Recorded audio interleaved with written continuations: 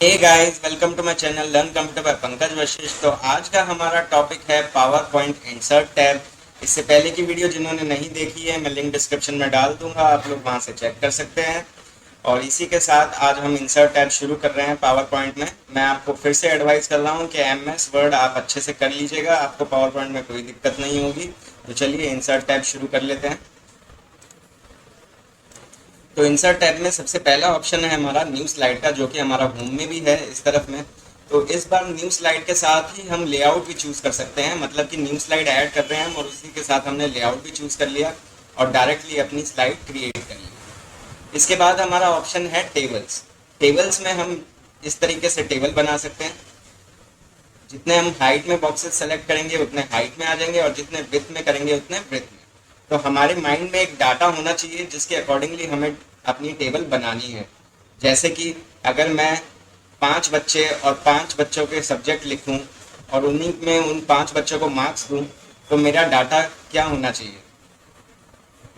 तो कुछ इस तरीके से हमारा डाटा तैयार हो जाएगा, जिसमें कि मैं 6 बॉक्सेस जो है वो हाइट में ले लूंगा और 5 बॉक्सेस जो है वो विड्थ में ले लूंगा। जिनमें कि मैं पहले बॉक्स में अपने नेम्स की हेडिंग डाल दूंगा, उसके बाद 5 बच्चों के नाम आ जाएंगे इस तरीके से, और इस तरफ में उनके सब्जेक्ट्स आ जाएंगे और उन्हीं के नीचे उनके मार्क्स आ जाएंगे। तो इस तरीके से अगर कोई डाटा अगर हमारे माइंड में है तो हम डायरेक्टली उस डाटा के थ्रू, उसके बेसिस पे हम एक टेबल क्रिएट कर सकते हैं। फिर टेबल में हमारे यहाँ पे और ऑप्शंस हैं, जैसे कि insert table and draw table. तो अगर हम इंसर्ट टेबल पे क्लिक करते हैं तो यहाँ पे हमारे पास ऑप्शन आता है डायरेक्टली नंबर ऑफ कॉलम्स और नंबर ऑफ रोज डालने का, मतलब कि जितने नंबर ऑफ कॉलम्स हम यहाँ पे डालेंगे और नंबर ऑफ रोज डालेंगे उसी के अकॉर्डिंगली हमारी टेबल बन के आ जाएगी कुछ इस तरीके से। तो ये हमारे 5 रोज हो गए हैं और 2 कॉलम्स हो गए हैं। तो इस तरीके से ये टेबल ऑटोमेटिकली बन गई है। इसके बाद हमारे पास यहाँ पे थर्ड ऑप्शन है ड्रॉ टेबल। तो ड्रॉ टेबल में कुछ इस तरीके से हमारे पास पेंसिल आ जाएगी। तो पेंसिल से हम एक बॉक्स क्रिएट कर सकते हैं और उस बॉक्स में हमें जिस जिस हिसाब से हमें अपने पार्टीशन करनी है उस हिसाब से हम पार्टीशन करके अपना बॉक्स क्रिएट कर सकते हैं।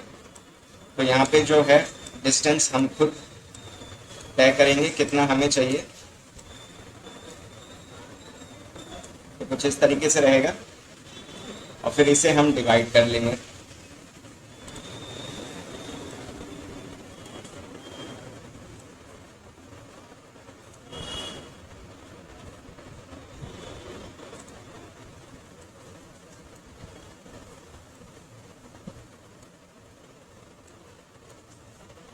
अगर बड़े बॉक्सेस चाहिए तो इस तरीके से स्पेस देके हम बड़े बॉक्सेस क्रिएट कर सकते हैं।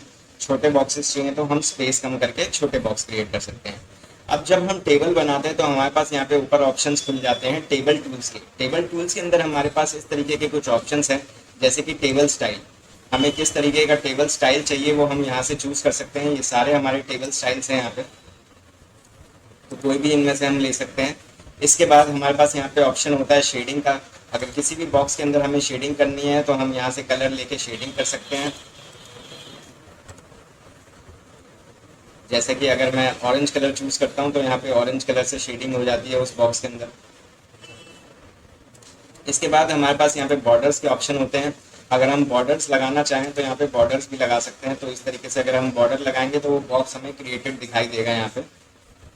इसके बाद हमारे पास यहाँ पे इफेक्ट्स हैं। ये हमारी टेबल के इफेक्ट्स हैं, जैसे कि आप देख सकते हो कुछ इस तरीके से। इसके अंदर हमारे पास शेडो इफेक्ट्स भी हैं। तो यहाँ से हम अगर शेडो ऐड करना चाहें अपने बॉक्स में तो हम एक शेडो भी ऐड कर सकते हैं। इसके बाद हमारे पास यहाँ पे रिफ्लेक्शन का भी इफेक्ट्स है, तो हम रिफ्लेक्शन भी क्रिएट कर सकते हैं। तो ये सब हमारे इफेक्ट्स हैं। इसके बाद ये हमारे स्टाइल्स हैं कुछ, कि हम किस तरीके से लिखना चाहते हैं अपना टेक्स्ट, तो हम यहाँ से चूज कर सकते हैं टेबल के लिए। ये हमारे जो भी फंक्शंस हैं सब टेबल्स के लिए हैं। इसके बाद हमें पेन कलर क्या चाहिए वो हम यहाँ से चूज कर सकते हैं। जो हम टेबल बना रहे हैं उसका पेन कलर हमें क्या रखना है। इसके बाद हम लाइन की ब्रिथ्स भी चेक कर सकते हैं यहाँ से कि हमें कितनी ब्रिथ चाहिए लाइन की, जिससे हम टेबल क्रिएट कर रहे हैं। इसके बाद यहाँ पे हमारे पास कुछ ऑप्शंस हैं text fill, text outline and text effects. तो टेक्स्ट इफेक्ट्स हमारे कुछ इस तरीके से रहेंगे। टेक्स्ट के अंदर भी हम शेडोज ऐड कर सकते हैं, रिफ्लेक्शन ऐड कर सकते हैं, उन्हें ग्लो करते हुए दिखाना है तो ग्लो भी कर सकते हैं। तो इस तरीके से कुछ फंक्शंस हमारे हैं। फिर यहाँ पे आउटलाइन में जो भी हम वर्ड्स लिख रहे हैं उसकी आउटलाइन हमें किस कलर से रखनी है वो हम यहाँ से चूज़ कर सकते हैं। इसी के अंदर फिर हमारे पास और भी ऑप्शन है, मोर आउटलाइन कलर्स। अगर हम इस पर क्लिक करते हैं तो और कलर्स हमारे पास आ जाएंगे। आई ड्रॉपर, इससे हम कलर कोई भी चूज़ कर सकते हैं। मान लीजिए हमें कोई कलर चाहिए, हम बना नहीं पा रहे हैं, तो हम इसका यूज़ करके हम उस कलर को पिक कर लेंगे और फिर उसे यूज़ कर लेंगे। विड्थ, इसमें हमारी जो टेक्स्ट है उसकी विड्थ कितनी रख रहे हैं हम आउटलाइन की, तो वो हम यहाँ से देख सकते हैं। इसी में हमारे पास ऑप्शन है डैशेस का भी, तो इस तरीके से हम डैशेस भी चूज़ कर सकते हैं। तो कुछ इस तरीके से मैंने टेक्स्ट लिख लिया है यहाँ पे, इसे अब हम एडिट करके देख लेते हैं। तो ये हमारी यहाँ पे आउटलाइन चेंज हो रही है, देखो जिस कलर पे भी लेके जाएंगे तो वो टेक्स्ट की आउटलाइन चेंज हो रही है। इसके अलावा अगर हम इसकी विड्थ चेंज करते हैं आउटलाइन की, तो आउटलाइन की विड्थ भी हम चेंज कर सकते हैं। तो हमें जो अपनी लाइन की विड्थ है आउटलाइन की, वो हमारे टेक्स्ट के साइज के हिसाब से रखनी है। अगर हमारा टेक्स्ट साइज छोटा है तो हमें जो है उसकी आउटलाइन की विड्थ भी हमें थोड़ी कम रखनी होगी, नहीं तो वो कुछ इस तरीके से हो जाएगा, समझ नहीं आएगा। तो हमें टेक्स्ट की विड्थ तभी बढ़ानी है जब हमारे टेक्स्ट का साइज बड़ा हो। इसके बाद हमारे पास यहाँ पे ऑप्शन है फॉन्ट कलर टाइप, ये थीम रहेगी हमारी। तो यहाँ से हम चूज़ कर सकते हैं कोई भी कलर, तो वो हमारा नॉर्मली टेक्स्ट पे लग जाएगा। इसमें भी वही सेम ऑप्शंस हैं। इसमें हमारे पास एक नया ऑप्शन आ जाता है पिक्चर का, जिसके अंदर के हम पिक्चर भी लगा सकते हैं।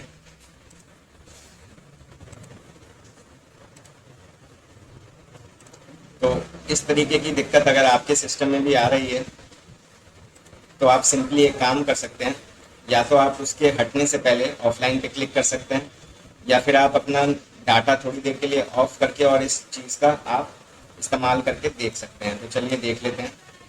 मैं पहले अपना डाटा ऑफ कर रहा हूँ।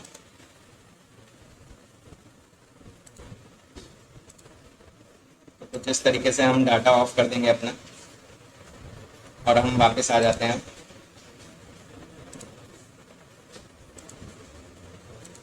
तो अब हमारे यहाँ पे सिर्फ वर्क ऑफलाइन का ऑप्शन आएगा, उसके ऊपर हम क्लिक कर लेंगे। यहाँ से हम कोई भी पिक्चर चूज़ कर लेंगे जो हमें चाहिए और उसे इस तरीके से इंसर्ट कर लेंगे यहाँ पे। तो इस टेक्स्ट के पीछे जो है हमारी फोटो है, लेकिन टेक्स्ट का साइज़ काफ़ी छोटा है, इसलिए हमें वो दिखेगा नहीं। तो इसे हम बड़ा करके और चेक कर सकते हैं। तो अभी टेक्स्ट साइज़ थोड़ा बढ़ा लेते हैं हम। तो जैसे कि आपको दिख रहा होगा उस टेक्स्ट के अंदर हमारी जो फोटो है वो चली गई है, ये देखिए टेक्स्ट के अंदर वो हमारी फोटो चली गई है।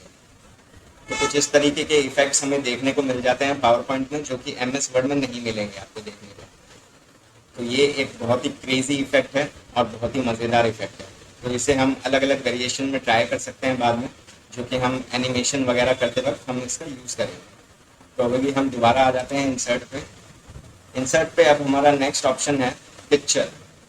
पिक्चर में सिंपली हम जैसे MS वर्ड में करते थे कि पिक्चर पे क्लिक करो और पिक्चर अपनी चूज़ कर लो और इंसर्ट कर लो। तो ये हमारा सबसे पहला तरीका है पिक्चर इंसर्ट करने का। इसके अलावा हमारे पास दो ऑप्शंस और हैं पिक्चर इंसर्ट करने के, जैसे कि कहते हैं एक ड्रैग एंड ड्रॉप और दूसरा कॉपी एंड पेस्ट, तो वो भी हम कर लेते हैं। तो उस फंक्शन के लिए हमें डायरेक्ट खुद लोकेशन पे जाना होता है, तो हम लोकेशन पे चलते हैं। मैं फाइल्स के अंदर जा रहा हूँ और मेरी फ़ोटोज़ जो है पिक्चर्स में है, तो मैं वहाँ पे जा रहा हूँ। अभी पहले ऑप्शन की जिसकी हमने बात करी है वो है ड्रैग एंड ड्रॉप। तो उसमें हम सिंपली फ़ोटो के ऊपर क्लिक करते हैं और उसे ड्रैग करते हुए इस तरीके से अपनी फाइल में ले जाके और यहाँ पे छोड़ेंगे। तो इस तरीके से वो जो फाइल है हमारी यहाँ पे आ जाएगी। तो इसका नाम ही है ड्रैग एंड ड्रॉप, मतलब वहाँ से खींच तो लेके आना और यहाँ पे ड्रॉप करना है ऐसे, तो ये आ जाएगी। फिर हमारा थर्ड ऑप्शन है कॉपी एंड पेस्ट, जिसमें हम डायरेक्ट राइट क्लिक करेंगे और कॉपी, ये चीज़ हम शॉर्टकट से भी कर सकते हैं, Ctrl+C Ctrl+V करके।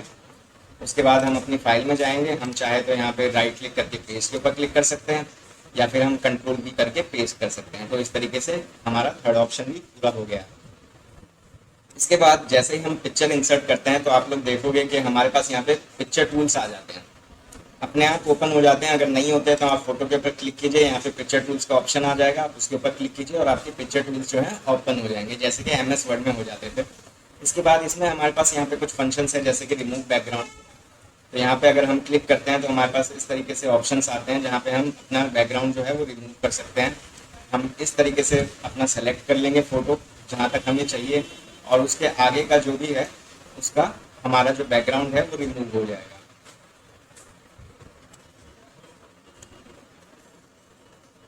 अब अगर हम यहाँ पे करते हैं कीप चेंजेस तो वो इस तरीके से रह जाएगा। तो हमारा सिर्फ उतना ही पोर्शन रह गया है जितना हमने सेलेक्ट करा था, बाकी सब हट गया है। इसके बाद हमारे पास यहाँ पे एक ऑप्शन है ब्राइटनेस का। तो यहाँ से हम अपने पिक्चर की ब्राइटनेस बढ़ा सकते हैं या फिर कम कर सकते हैं। तो हमें जिस हिसाब से चाहिए हम यहाँ से चूज़ कर सकते हैं। डिफरेंट हमारे पास कॉन्ट्रास्ट और ब्राइटनेस का ऑप्शन है, जिसके ऊपर हम कर्सर लेके जाते हैं तो वो हमें बताता भी है कि ब्राइटनेस 20% और कॉन्ट्रास्ट 20%। इसके अलावा अगर हम किसी और इमेज पे लेके जा रहे हैं तो देखिए यहाँ पे दिखाएगा ब्राइटनेस 20%, कॉन्ट्रास्ट 0। तो इस तरीके से जो है यहाँ पे हम ब्राइटनेस भी बढ़ा सकते हैं अपनी। इसके बाद हमारे पास ऑप्शन होता है कलर, जिसे कि MS वर्ड में ग्री कलर के नाम से रिप्रेजेंट करा गया है। तो यहाँ पे हम इसे फिल्टर की तरह यूज़ कर सकते हैं, जैसे कि हम अपनी फ़ोटोज़ में फ़िल्टर्स लगाते हैं तो उस तरीके से हम इन्हें यूज़ कर सकते हैं। इसके बाद हमारे पास यहाँ पे आर्टिस्ट इफेक्ट आता है। तो आर्टिस्ट इफेक्ट हम देख सकते हैं कुछ इस तरीके से रहता है। बॉक्सेस के अंदर हमारी फ़ोटोज़ जो हैं वो उस तरीके से रिप्रेजेंट होगी, या फिर हम इसे इस तरीके से दिखा सकते हैं स्केच में। तो ये सब हमारे आर्टिस्ट इफेक्ट्स हो जाते हैं जो कि हम पिक्चर में करके देख सकते हैं अलग अलग फ़ोटोज़ के साथ। तो अलग अलग वेरिएशंस आएंगी। इसके बाद हमारे पास यहाँ पे ऑप्शन होता है कंप्रेस पिक्चर। इसका यूज़ हम तब करते हैं जब हमें फ़ोटो क्रॉप करनी है। एक फ़ोटो का अगर हम बैकग्राउंड हटा ले रहे हैं या क्रॉप कर ले रहे हैं तो जो हटा हुआ वाला पोर्शन है वो भी तो हमारा इस फाइल के अंदर ही है, अभी वो हटाया नहीं हमने, और वो भी स्पेस ले रहा है। जैसे कि इस फोटो का हमने बैकग्राउंड हटाया है तो जो इसका हटा वाला पोर्शन है जो हमने हटा दिया है वो भी अभी बैकग्राउंड में ही है, और वो भी हमारा साइज़ जो है वो ले रहा है। तो इसका मतलब हमारी फाइल जो है वो हैवी हो जाएगी। तो यहाँ से हम जाके उसे कंप्रेस कर सकते हैं। देखिए delete crop areas of picture, मतलब कि जो एरिया हम क्रॉप कर चुके हैं उसे भी हम हटा सकते हैं। तो वो हम यहाँ पे टिक कर देंगे, apply only to this picture हम कर देंगे, और use as a document resolution कर लेंगे हम, या ईमेल साइज़ भी चूज़ कर सकते हैं और ओके कर देंगे। तो उस तरीके से हमारा जो फाइल है वो बहुत ही कम स्पेस लेगा और जितना रिक्वायर्ड है सिर्फ उतना ही लेगा, एक्स्ट्रा पार्ट सब हट जाएंगे। तो इस तरीके से हम कंप्रेस का यूज़ कर सकते हैं। इसके बाद हमारा ऑप्शन आता है चेंज पिक्चर। चेंज पिक्चर में हम नॉर्मली वर्क फॉर ऑनलाइन जाएंगे और यहाँ से हम चूज़ कर लेंगे अपनी पिक्चर। इस तरीके से हमने अपनी पिक्चर को जो है चेंज कर लिया है। इसके बाद रीसेट पिक्चर का ऑप्शन आता है हमारे पास यहाँ।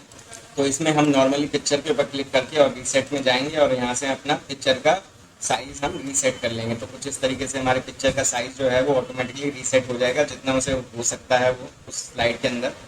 इसके बाद हमारे पास यहाँ पे कुछ फ्रेम्स आ जाते हैं जो कि हम फोटोज़ पे लगा सकते हैं। तो इनमें से हम कोई भी चूज़ कर सकते हैं, जैसे कि मैंने ये फ्रेम ले लिया है। इसी तरीके से बहुत सारे फ्रेम्स हैं, आप लोग चेक कर सकते हो यहाँ पे अलग अलग लगा के। इसके बाद यहाँ पे पिक्चर बॉर्डर्स हैं, जो हमारी पिक्चर की आउटलाइन है उसको हम कलर कर सकते हैं। तो यहाँ से हम कोई भी कलर चूज़ करके उसे कलर कर देंगे। फिर पिक्चर बॉर्डर के अंदर हमारे पास देखिए वही सारे ऑप्शंस हैं, आई ड्रॉपर, वेट, डैशेस। तो ये सब हम देख चुके हैं अभी, तो दोबारा बताने की ज़रूरत नहीं है, वही सेम यूज़ है। इसी तरीके से पिक्चर इफेक्ट है, तो पिक्चर इफेक्ट में भी हम शेडो लगा सकते हैं, रिफ्लेक्शन लगा सकते हैं, ग्लो लगा सकते हैं। ये सारी चीज़ें हम देख चुके हैं अभी, तो दोबारा करने की ज़रूरत नहीं है, वैसे आप प्रैक्टिस के लिए कर सकते हैं। इसके बाद हमारे पास यहाँ पे ऑप्शन है पिक्चर लेआउट का। तो पिक्चर लेआउट के अंदर हम जाते हैं तो कुछ इस तरीके से हमारे पास ऑप्शन आते हैं, जैसे कि हमारे चार्ट रहते थे इंसर्ट टैब में, हम चार्ट को यूज़ करते थे, तो उसी तरीके से हम यहाँ पे इन्हें यूज़ कर सकते हैं। तो ऑटोमेटिकली हमारी पिक्चर जो है उसके अंदर फिट हो जाती है और उसके नीचे हम कोई भी टेक्स्ट लिख सकते हैं, और फिर उसी तरीके से हमारे स्मार्ट आर्ट टूल्स ओपन हो जाते हैं जिसके अंदर के हमारे अलग अलग लेआउट्स हैं। इनमें से हम कोई भी लेआउट चूज़ कर सकते हैं, तो ऑटोमेटिकली पिक्चर जो है उसके अंदर इंसर्ट हो जाएगी। और ये हमारे कुछ स्टाइल्स हैं स्मार्ट टूल्स के, तो यहाँ से हम कोई भी इफेक्ट चूज़ कर सकते हैं, तो उस तरीके से हमारी फ़ोटो जो है वो इफेक्टेड हो जाएगी। तो वापस आ जाते हैं अभी हम पिक्चर टूल्स पे। तो पिक्चर टूल्स के अंदर इसके बाद हमारे पास यहाँ पे ऑप्शन आता है ब्रिंग फॉरवर्ड और सेंड बैक। ब्रिंग फॉरवर्ड से आपको साफ समझ में आ रहा है कि पिक्चर या कोई भी ऑब्जेक्ट जिसे हमें सामने लेके आना है किसी ऑब्जेक्ट के, तो हम यहाँ पे ब्रिंग फॉरवर्ड करेंगे। और सेंड बैकवर्ड मतलब कि उसे पीछे भेजना है किसी ऑब्जेक्ट के या पिक्चर के, तो हम यहाँ से सेंड बैकवर्ड करेंगे। तो करके देख लेते हैं। इस पिक्चर को पहले नॉर्मल करते हैं। ये पिक्चर नॉर्मल हो गई है। अब पिक्चर टूल्स में आते हैं। तो यहाँ पे अभी हम इसे ब्रिंग फॉरवर्ड तो हमने पहले से ही किया हुआ है। अगर हम इसे सेंड बैक करते हैं तो सबसे पहले हमें इसके पीछे एक फ़ोटो चाहिए जो कि है हमारे पास। ठीक है, अब इसे हम सेंड बैक करके देख लेते हैं। तो सेंड बैक करते ही वो फ़ोटो जो है इस फोटो के पीछे चली गई, आप देख सकते हैं। और अगर हम उसे ब्रिंग फॉरवर्ड करते हैं, पहले उसे हमें सेलेक्ट करना होगा पीछे वाली फ़ोटो को। अभी हम ब्रिंग फॉरवर्ड करते हैं तो वो अब सामने आ गई। तो इस तरीके से इन टूल्स का कुछ यूज़ रहेगा, ब्रिंग फॉरवर्ड और सेंड बैक का। अगर हमें कोई पिक्चर बैकग्राउंड में भेजनी है तो हम बैकवर्ड करेंगे, उसके ऊपर हम चाहे तो टेक्स्ट लिख सकते हैं, चाहे तो हम उसके ऊपर शेप्स का यूज़ कर सकते हैं, या कोई भी टूल्स का हम यूज़ कर सकते हैं। वो फ़ोटो आपकी जो है वो पीछे ही रहेगी, और जो भी ऑब्जेक्ट, पिक्चर या शेप्स हम कुछ भी यूज़ करते हैं तो वो उसके ऊपर लगेंगे उस। ठीक है, इसके बाद हमारे पास यहाँ पे ऑप्शन आता है अलाइन। अलाइन में हमारे पास ऑप्शन है align left, centre, right, top, middle. तो इस तरीके से हम इन्हें यूज करते हुए अपने टेक्स्ट को, तो पिक्चर को थोड़ा साइज में छोटा करके हम इस अलाइनमेंट को टेस्ट कर सकते हैं। तो जैसे कि हम अलाइनमेंट लेफ्ट लिखते हैं तो हमारी फोटो लेफ्ट में चली जाती है, अलाइनमेंट सेंटर लिखते हैं तो इस तरीके से आ जाती है। तो इसमें इस तरीके से ही ऑप्शन है हमारे, मिडल, सेंटर, बीच में करना, ये सब। इसके बाद हमारे पास यहाँ पे ऑप्शन आता है रोटेट का। तो इसमें सिंपली हम रोटेट कर सकते हैं अपनी फ़ोटोज़ को जैसे हम चाहें। इसके बाद हमारे पास यहाँ पे ऑप्शन आता है क्रॉप का। तो क्रॉप में हम एक्स्ट्रा पार्ट जो भी हमारी फ़ोटो का है हम हटा सकते हैं, जितना पोर्शन हमें रखना है उतना हम रख लेंगे। तो जैसे कि अगर मैं इस फोटो को इतना क्रॉप कर लेता हूँ तो सिर्फ इतना पार्ट ही रहेगा इसमें, बाकी सब हट जाएगा। तो इस तरीके से क्रॉप करके मैं साइड में क्लिक कर दूंगा तो ये फ़ोटो जो है क्रॉप हो गई है। अभी जो हमने इसका एरिया क्रॉप कर दिया है वो अभी भी इस पेज में है, लेकिन हमें दिखने का, तो वो हम कंप्रेस पिक्चर में से जाके हटा सकते हैं, जैसे कि मैंने बताया था आपको। इसके बाद यहाँ पे हमारे पास ऑप्शन है हाइट और ब्रेथ। तो किस तरीके से हम फोटो की हाइट और ब्रेथ बढ़ा सकते हैं वो देख लीजिए। तो इस तरीके से हम हाइट बढ़ा सकते हैं और इस तरीके से हम ब्रेथ बढ़ा सकते हैं। काफ़ी ही ईजी टूल्स हैं। इसके बाद स्क्रीन क्लिपिंग। स्क्रीन क्लिपिंग में हमारे पास ऑप्शन है यहाँ पे, देखिए ये जो हमने पहले के स्क्रीन क्लिक किए हुए हैं ये यहाँ पे शो हो रहे हैं। इसके अलावा अगर हमें कुछ नया स्क्रीन क्लिपिंग करना है तो हम यहाँ पे क्लिक कर सकते हैं और इस तरीके से हमारा इंटरफेस आएगा। फिर हम इस प्लस साइन से हम उसे क्रॉप कर लेंगे या सेलेक्ट कर लेंगे और उतना पोर्शन जो है सेलेक्ट होकर हमारा पावर पॉइंट के अंदर आ जाएगा। ठीक है, तो ये हमारा हो गया स्क्रीन क्लिपिंग का ऑप्शन। अब स्क्रीन क्लिप जो है हमारा एक तरीके से इमेज है, तो इसलिए हमारा पिक्चर टूल्स मिल गए, देखो यहाँ पे। तो अभी अगर हमें इसके अंदर कुछ पिक्चर टूल्स का यूज़ करना है तो वो हम कर सकते हैं। इसके अलावा फिर हमारे पास यहाँ पे अगला ऑप्शन होता है फ़ोटो एल्बम। फ़ोटो एल्बम में हमारे पास यहाँ पे ऑप्शन होता है इस तरीके से न्यू फ़ोटो एल्बम क्रिएट करने का। तो यहाँ पे हमारे पास ऑप्शन होता है फाइल डिस्क से या फिर न्यू टेक्स्ट बॉक्स से हम इंसर्ट कर सकते हैं अपनी फ़ोटो। तो मैं फाइल डेस्क चूज़ कर रहा हूँ। फाइल डेस्क में जाके मैं यहाँ पे इन सारी फ़ोटोज़ को एक साथ सेलेक्ट कर रहा हूँ आपको जस्ट एग्जांपल देने के लिए। इसके बाद मैं इन्हें इंसर्ट कर रहा हूँ। तो कुछ इस तरीके से मेरे पास यहाँ पे 9 फोटोज़ हैं। तो 9 फोटोज़ का कुछ इस तरीके से ऑप्शन आ गया मेरे पास। मैं इन्हें चाहूँ तो अरेंज भी कर सकता हूँ कि 1 कौन सी रखनी है मुझे, 2 कौन सी रखनी है, तो वो मैं यहाँ से इनको अरेंज कर सकता हूँ। इसके बाद फिर मैं यहाँ पे उन्हें फिट टू स्लाइड कर सकता हूँ, या मेरे पास यहाँ पे और भी ऑप्शन है 1 picture, 2 picture, 4 picture, 1 picture with title, 2 picture with title, 4 picture with title. It means कि मैं चाहूँ तो एक स्लाइड पे एक फ़ोटो भी सेट कर सकता हूँ, एक स्लाइड पे 2 फोटो भी और 4 फोटो भी सेट कर सकता हूँ। एक फोटो और एक टाइटल बॉक्स नीचे छोड़ दूँ, मतलब के लिए कुछ लिखने के लिए कुछ स्पेस छोड़ दूँ, साथ में फ़ोटो भी रखूँ और स्पेस लिखने के लिए हमारे पास हो, तो वो ऑप्शन भी है मेरे पास। तो अभी मैं सिंपली फिट टू स्लाइड करके बस मैं फ़ोटोज़ क्रिएट करके दिखा रहा हूँ आपको। तो ये कुछ इस तरीके से हमारी हो जाएगी। ये देखिए फ़ोटो एल्बम, ये मेरे सिस्टम का नाम है तो वो यहाँ पे आ गया है। अभी यहाँ पे देखिए आप, पहली मेरी स्लाइड ये आ गई है, दूसरी यहाँ पे ये है, तीसरी, चौथी। तो इस तरीके से हमारा फ़ोटो एल्बम जो है वो क्रिएट हो गया है फ़ोटोज़ का। अभी इन्हें हम यहाँ पे स्लाइड शो में जाके और प्ले करके देख सकते हैं। फ्रॉम द बिगनिंग मैं कर रहा हूँ, तो इस तरीके से हम इन्हें प्ले करके देख सकते हैं। तो यहाँ पे मेरी सारी फ़ोटोज़ यहाँ पे शो हो गई थी। इसके बाद यहाँ पे हमारे पास अगला ऑप्शन है शेप का। तो शेप में हम देख सकते हैं ये हमारे पास कुछ वेराइटीज़ हैं शेप्स की, इनमें से हम कोई भी हम यूज़ कर सकते हैं। जैसे कि मैंने इसके ऊपर क्लिक करा और इस तरीके से हम इसे ड्रॉ कर लेंगे। अब जब हम शेप बनाते हैं तो हमारे पास यहाँ पे खुलते हैं ड्राइंग टूल्स। तो ड्राइंग टूल्स के ये सारे ऑप्शन हैं मेरे पास। तो ये लगभग सेम होंगे जैसा कि हमने इमेज टूल्स देखे हैं, पिक्चर टूल्स देखे हैं, तो लगभग वही सारे सेम हैं। उनके अलावा जो कुछ अलग है वो हम यहाँ पे देख लेंगे। जैसे कि शेप फिल। शेप फिल मतलब कि मेरे को अपनी शेप के अंदर कौन सा कलर फिल करना है वो मैं यहाँ से चूज़ कर सकता हूँ। शेप के अलावा अगर मेरे को पिक्चर इंसर्ट करनी है अपनी शेप्स के अंदर तो मैं वो यहाँ से कर लूँगा, जैसे कि हम पिक्चर में करते थे। ठीक है। इसके अलावा मेरे पास यहाँ पे स्टाइल्स है, वहाँ पे मेरे पास फ्रेम होते थे, यहाँ पे मेरे पास स्टाइल है। तो ये मेरी शेप्स की स्टाइल्स हैं, यहाँ से मैं कोई भी चूज़ कर सकता हूँ। इसके अलावा यहाँ से अगर मुझे दोबारा से कोई शेप चेंज करनी है तो मैं उसका शेप चेंज कर सकता हूँ। अगर मुझे शेप की एडिट पॉइंट्स जो हैं वो चेंज करनी है तो वो मैं यहाँ से कर सकता हूँ। तो इस तरीके से ये मेरी शेप्स की एडिट पॉइंट्स हैं, इसको मैं चेंज कर सकता हूँ। चाहो तो मैं इसको ऐसे कर सकता हूँ। तो इस तरीके से हम शेप को कोई भी डिज़ाइन दे सकते हैं।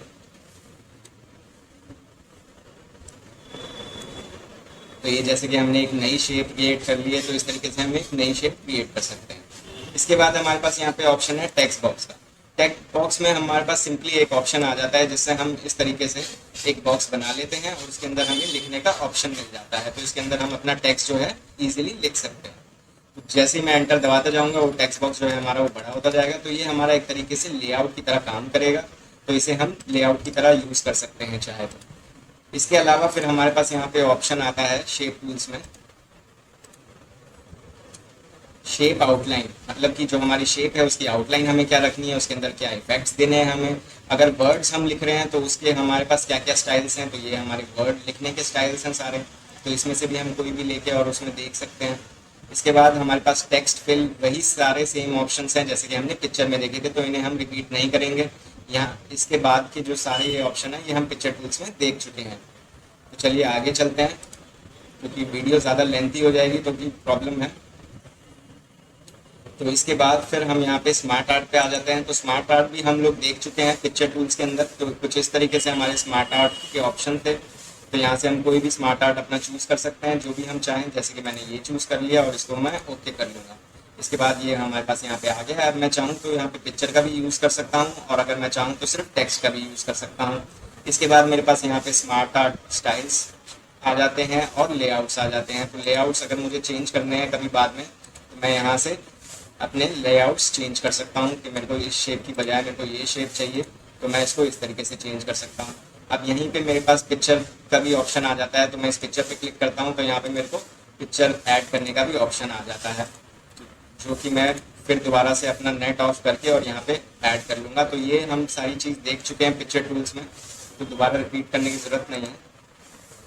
इसके बाद फिर मेरे पास यहाँ पे ऑप्शन आता है चार्ट का। तो चार्ट के लिए दोस्तों मैं यहाँ से एक चार्ट चूज़ कर लूँगा जो भी मुझे चाहिए होगा। जैसे कि अगर लाइन वाला चाहिए, पाई वाला चाहिए, बार वाला चाहिए, जो भी चाहिए तो उसमें से एक हम चूज़ करके इस तरीके से ओके कर लेंगे। तो हमारा जो चार्ट है वो यहाँ पे आ जाएगा। अब चार्ट हमें किस तरीके से चाहिए वो हम यहाँ पे अपना कैटेगरी डाल सकते हैं कि कैटेगरी 1, कैटेगरी 2, कैटेगरी 3, 4 में हमें क्या क्या चाहिए। सीरीज़ 1, सीरीज़ 2, सीरीज़ 3 में हमें क्या डालना है। जैसे कि हमने एक टेबल बनाया था जिसमें कि हम 5 बच्चे ले रहे थे और 5 सब्जेक्ट ले रहे थे, तो वही चीज़ हम यहाँ पे भी करके देख सकते हैं कि यहाँ पे अगर मैं 4 बच्चों का नाम डाल दूँ और यहाँ पे 3 सब्जेक्ट डाल दूँ और ये समझ लें हम कि ये मार्क्स हैं उन बच्चों के इन सब्जेक्ट्स में। तो अब अगर हम उसे ग्रो करके देखते हैं, जैसे कि ये 2.5 है, 2.5 सीरीज़ 1 कैटेगरी 2, तो हम देख सकते हैं कैटेगरी 2 और सीरीज़ 1 को हम किस कलर से रिप्रेजेंट कर रहे हैं ये हम चेक कर लेते हैं। तो सीरीज़ 1 जो है हमारा यहाँ पे है, तो अब हम देख लेते हैं कि यहाँ पे सीरीज़ 1 जो है हमारा वो ब्लू कलर से शो हो रहा है। तो ब्लू कलर से सीरीज़ 1 और हम यहाँ पे कैटेगरी 1 और ब्लू बार हमारा ये वाला, मतलब कि ये हमारा बना हुआ है 4.3 के हिसाब से 4.3।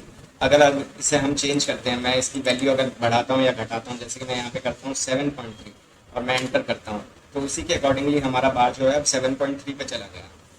तो इस तरीके से हम अपने बार्स बनाएंगे और उन्हें हम अपने डाटा के अकॉर्डिंगली अरेंज कर लेंगे। तो ये हमारा सिंपली एक चार्ट हो गया है, या इसे हम कह सकते हैं एक बार ग्राफ। तो अपना डाटा ईजिली रिप्रेजेंट करने के लिए, समझाने के लिए हम इनका यूज़ करते हैं। तो उस तरीके से हम यूज़ कर सकते हैं। यहाँ पे और भी हमारे पास वैरायटीज़ हैं पाई ग्राफ, बार ग्राफ वगैरह की, तो हम ले सकते हैं इनमें से। इसके बाद हमारे पास यहाँ पे ऑप्शन आता है कमेंट का। तो कमेंट में सिंपली हमारे पास इस तरीके से ऑप्शन आ जाता है, कौन सी स्लाइड पे हमें क्या कमेंट डालना है वो हम यहाँ पे मेंशन कर देते हैं। जैसे कि मुझे ये कोई कमेंट डालना है यहाँ पे और मैं इसको फिर फिक्स कर देता हूँ। तो इस हिसाब से जब भी मैं ये वाली स्लाइड खोलूँगा तो यहाँ पे साइड में जो है ये वाला हमारा कमेंट शो होगा। ठीक है, तो ये वाला मैंने कमेंट यहाँ पे लगा दिया। अब इसका अगर मैं कोई रिप्लाई भी डालना चाहता हूँ तो मैं यहाँ पे रिप्लाई भी डाल सकता हूँ। ठीक है, और इस रिप्लाई का भी अगर मुझे कोई और रिप्लाई डालना है तो वो भी मैं डाल सकता हूँ। तो जब भी मैं ये स्लाइड अब यहाँ पे ओपन करूँगा तो मुझे ये कमेंट हमेशा साइड में दिखेगा इसके। तो इस तरीके से हम यहाँ पे कमेंट अपने ऐड कर सकते हैं, तो और हम यहाँ पे चेक भी कर सकते हैं। तो जैसे ही हम यहाँ पे लेके जाएंगे अपने कर्सर को, देखिए click to show comment pane, तो हम यहाँ पे क्लिक करेंगे और इस तरीके से हमारा जो है ये कमेंट पेन दिखेगा। इसके बाद हमारे पास यहाँ पे सिंपली ऑप्शन है एक टेक्स्ट बॉक्स का, जिसके अंदर हमारे पास ऑप्शंस आएंगे। तो नॉर्मली टेक्स्ट बॉक्स पर क्लिक करके हम अपने कर्सर को इधर ले आएंगे पावर पॉइंट स्लाइड के ऊपर और फिर हम उससे एक बॉक्स क्रिएट कर लेंगे। तो इस तरीके से हमारा बॉक्स क्रिएट हो गया। उसको भी हम लिखने के लिए या फोटो चिपकाने के लिए या किसी भी अलग चीज़ के लिए हम यूज़ कर सकते हैं। जितना हमें बॉक्स चाहिए उतना हम या तो ड्रॉ कर सकते हैं, इस तरीके से बड़ा कर लें उसे, या फिर अगर इस तरीके से नहीं होता है तो हम अपना टेक्स्ट लिखते चले जाएं और फिर उसके बाद एंटर करते चले जाएं। तो ये हमारा सेम लेआउट की तरह काम करेगा जैसे कि एक लेआउट काम करता है। उसके बाद जब हम टेक्स्ट बॉक्स बना लेंगे तो फिर हमारा ड्राइंग टूल्स खुलेगा। तो ड्राइंग टूल्स में वही सेम ऑप्शंस हैं जो कि हम शेप्स में और पिक्चर टूल्स में देख चुके हैं। तो मतलब कि वही सेम ऑप्शन जो हैं हम अपने टेक्स्ट बॉक्स पे भी यूज़ करते हैं। तो जैसे कि शेप फिल हमने करा, shape outline, shape effect, word styles हैं हमारे पास, text, crop, bring forward, send back, तो यही सारे सेम ऑप्शन जो पिक्चर टूल्स में हम पहले ही देख चुके हैं। तो चलिए फिर दोबारा इंसर्ट में आ जाते हैं। इसके बाद हमारे पास ऑप्शन है हेडर एंड फुटर का। तो हेडर फुटर हम कुछ इस तरीके से लगा सकते हैं। तो यहाँ पे हम डाल देंगे कि हमें हेडर में क्या चाहिए और फुटर में क्या चाहिए और हम अप्लाई टू ऑल कर देंगे। तो इस तरीके से हमारी हर एक स्लाइड के हेड मतलब सिर्फ ऊपर की तरफ, हर एक स्लाइड के ऊपर की तरफ और हर एक स्लाइड के नीचे की तरफ जो है हमारा ये टेक्स्ट जो भी हम लिखेंगे वो हर एक स्लाइड पे अप्लाई हो जाएगा। तो देख लेते हैं। तो इस तरीके से हमें हेडर के ऊपर क्लिक कर लेना है। फिर इस तरीके से हमें यहाँ पे लिखने का ऑप्शन मिल जाएगा जो कि हम यहाँ पे अपना टेक्स्ट जो है ऐड कर लेंगे। इसके बाद फिर फुटनोट में आके हम यहाँ पे भी अपना टेक्स्ट ऐड कर लेंगे इस तरीके से और अप्लाई टू ऑल कर देंगे। तो इस तरीके से हमारा जो टेक्स्ट है वो हर एक स्लाइड के टॉप में और बॉटम में आ जाएगा। तो इस तरीके से देखिए हमारा सेम टेक्स्ट जो है वो हर एक स्लाइड पे लग चुका है।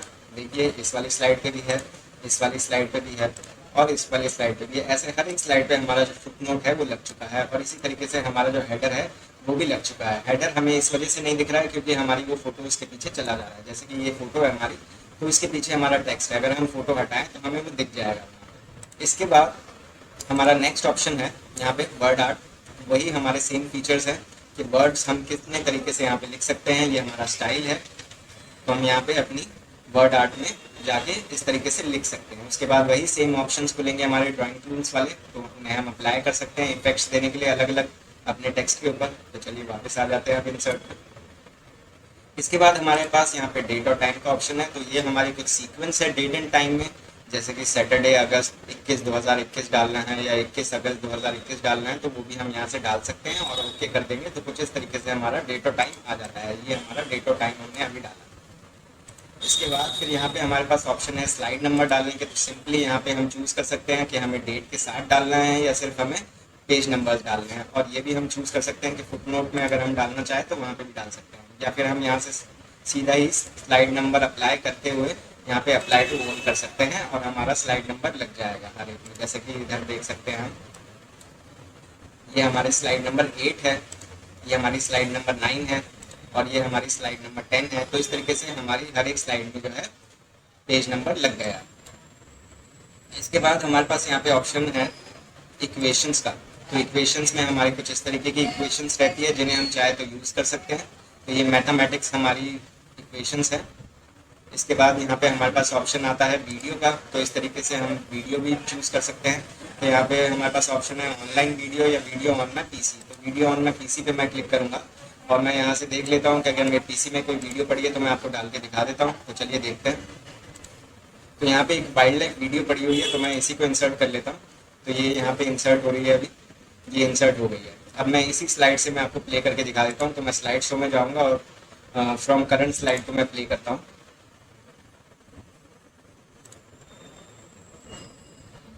देखिए यहाँ पे मेरी जो वीडियो है वो प्ले हो गई है।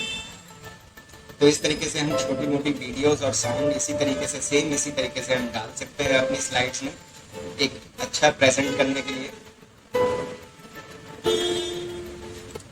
तो सेम इसी तरीके से हमारी ऑडियो डली है, तो हम यहाँ पे जाएंगे ऑडियो ऑन माई पीसी या ऑडियो फ्रॉम ऑनलाइन या फिर रिकॉर्ड ऑडियो हम यूज़ कर सकते हैं यहाँ पे। तो यहाँ पे हम जाएंगे, इस तरीके से लोकेशन चूज़ कर लेंगे और अपनी ऑडियो डाल के हम और इफेक्टिव बना सकते हैं अपनी स्लाइड्स को। तो इसी तरीके से हमारा इंसर्ट टैब जो है पूरा ख़त्म हो चुका है, हमने सारे ऑप्शन इसके देख लिए हैं। तो मैं उम्मीद करता हूँ आपको सारे ही टूल्स अच्छे से समझ में आ गए होंगे। किसी भी चीज़ में आपको डाउट लगता है तो आप कमेंट बॉक्स में मुझसे पूछ सकते हैं, मैं आपका हर एक कमेंट का रिप्लाई करूँगा। और मैं आपको रिकमेंड करूँगा कि MS वर्ड के टूल्स आप पहले देख लीजिए, क्योंकि MS वर्ड इससे थोड़ा और ईजी है और यही सेम टूल्स हमें करके देखने हैं वहाँ पे भी। तो अगर हम फिर वही टूल्स हम दोबारा यहाँ पे रिपीट करेंगे तो हमारे लिए और ईजी हो जाएगा। इसी के साथ thanks for watching my video guys. Learn computer by Pankaj Vashishtha. Hope you like.